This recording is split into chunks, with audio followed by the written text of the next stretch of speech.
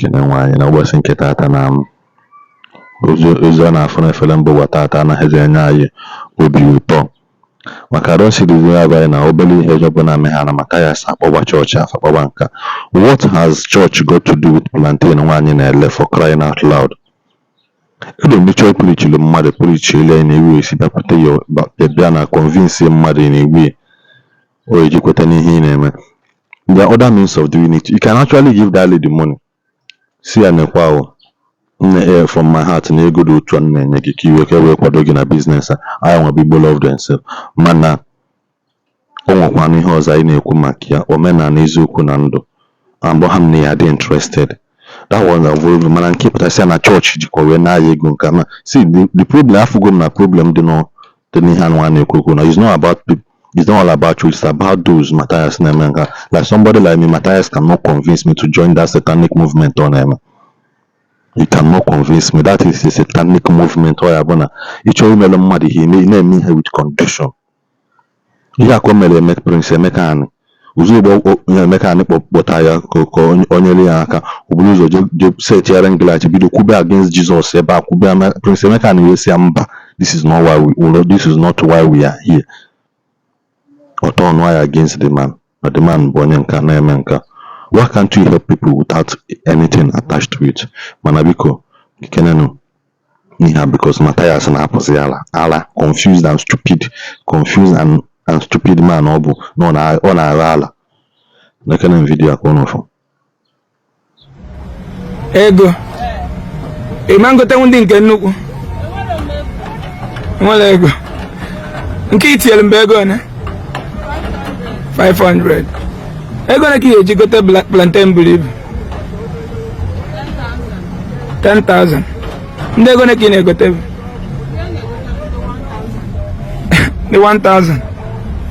1,000 naira plantain ki go take it.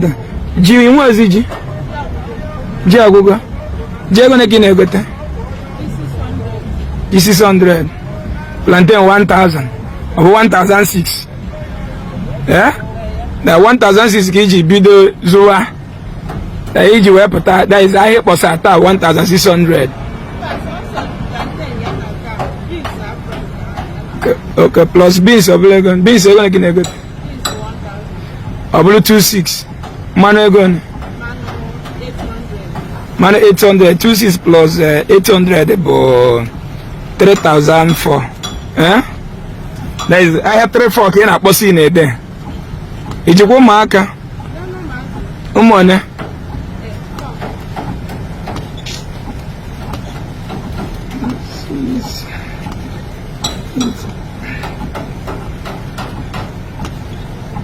iji ụmụ 4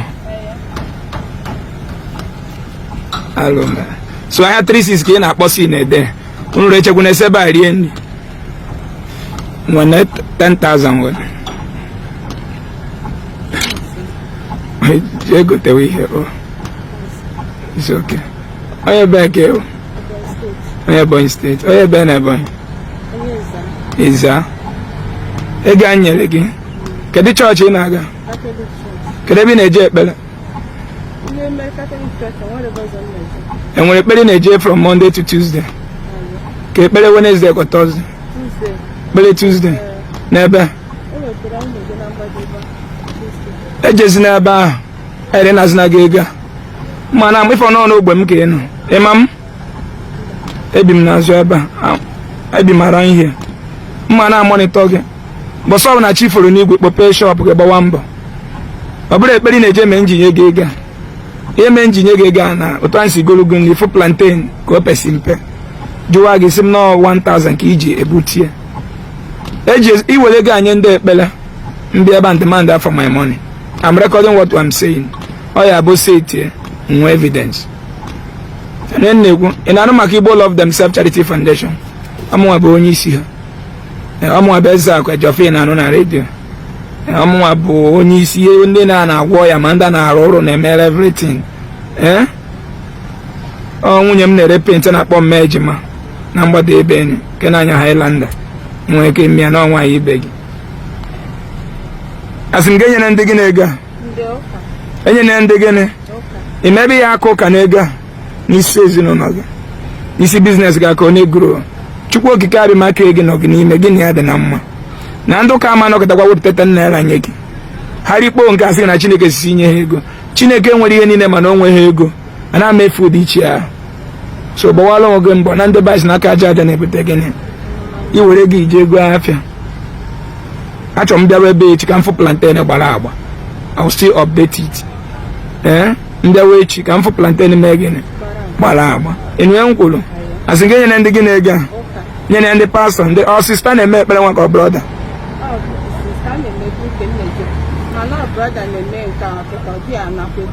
na-ege ntị na nwere onye anaghị na ego ọ na-emere gị afọ ide enye onyinye ebe ahụ.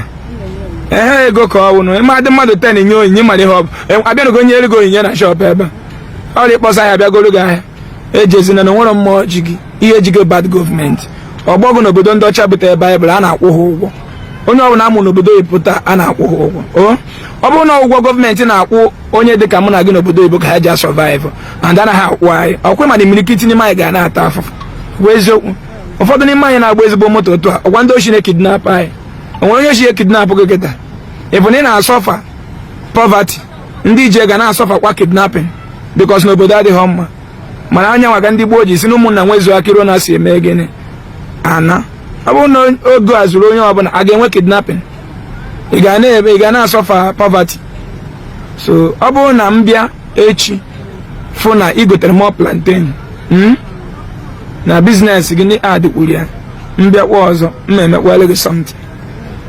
Mana ndị ahụ Satọde ọ bụrụ na gị ije nye testimony na ije chere ekpere one brother nwa na-abịa paaki moto goro ihe 500 nye gị 10,000 ndị on Tuesday ma fụrụ gị ebe a ọ bụrụ na ijere ekpere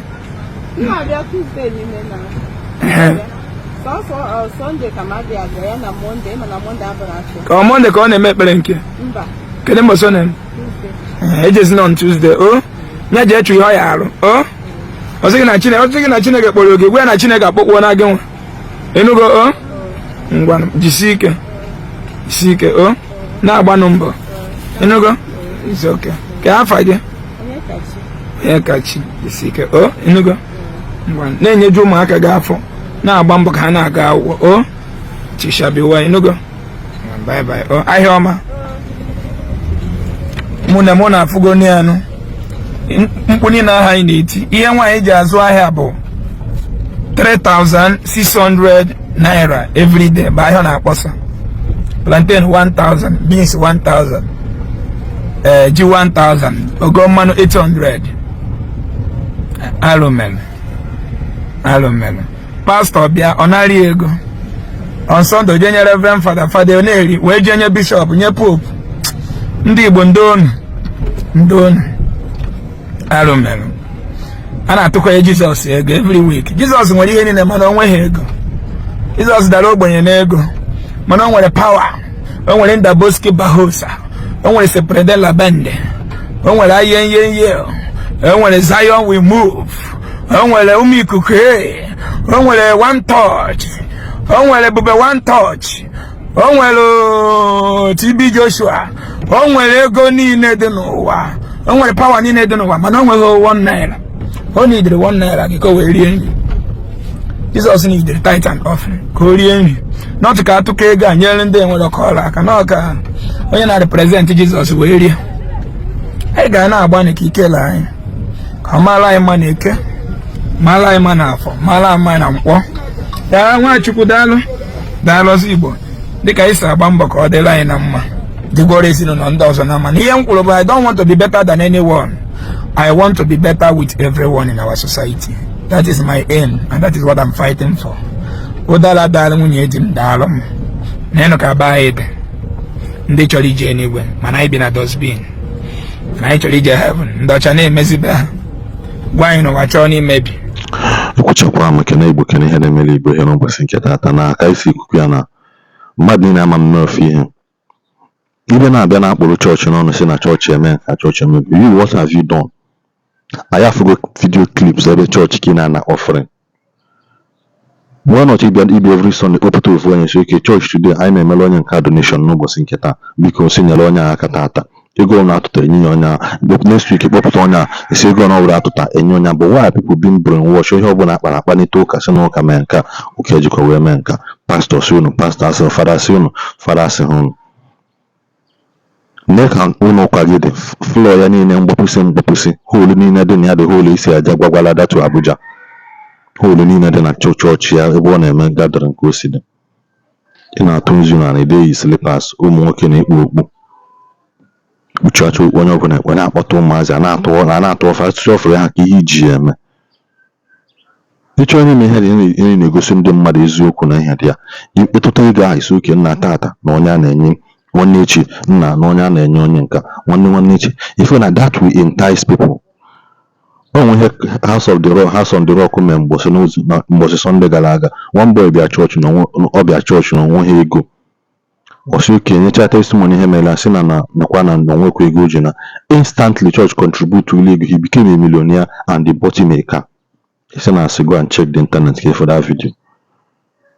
Instantly he became a millionaire and the bottom maker. He could even trek go back to or ịba moto or na bus instantly got to Thailand na church that very day ka eji wee gonye ya moto make him a millionaire in less than 30 minutes. Mana aka iche onye mmadụ plantain 4,000 or 7,000 iji wee na castigate ihe mmadụ na-efe believe mmadụ. Ndị na-join Church of Satan na Matthias ihe na-asa n'anya ekwuchakwa m ka ọha m n'ọnụ.